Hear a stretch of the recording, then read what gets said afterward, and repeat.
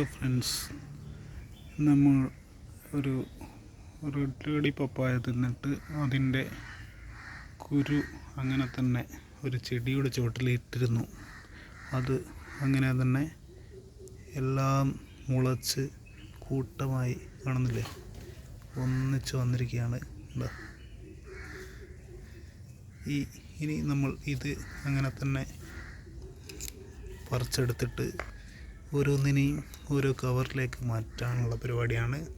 അതിനു വേണ്ടി നമ്മൾ ആദ്യമായി ഇതിനെ ഇളക്കിയെടുക്കുകയാണ്.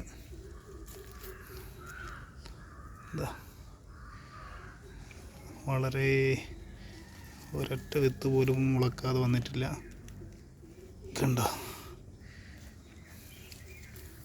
അയ്യോ, എല്ലാം കൂട്ടമായി നിൽക്കുന്നതുകൊണ്ട് പരസ്പരം അങ്ങോട്ടും ഇങ്ങോട്ടും പിണഞ്ഞു നിൽക്കുകയാണ്. അപ്പം കോർത്തു നിൽക്കുന്നതുകൊണ്ട് വലിച്ചിട്ട് വരുന്നില്ല. തണ്ടുകൾ എല്ലാം വളരെ നീളം കൂടുതലായി പോയിട്ടുണ്ട്. അത് വെയിൽ തേടി പുറത്തേക്ക് വരുന്നതാണ് ഈ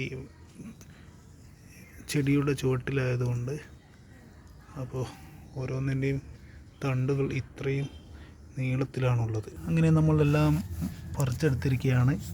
ഒരുപാട് തൈകളുണ്ട്, നിങ്ങൾക്ക് കണ്ടാൽ അറിയാം. ഇതിനെയെല്ലാം പുതിയൊരു പപ്പായ മരമാക്കേണ്ട ഒരു യത്നത്തിലാണ്. ഏകദേശം എല്ലാ വിത്തുകളും മുളച്ചിട്ടുണ്ട്.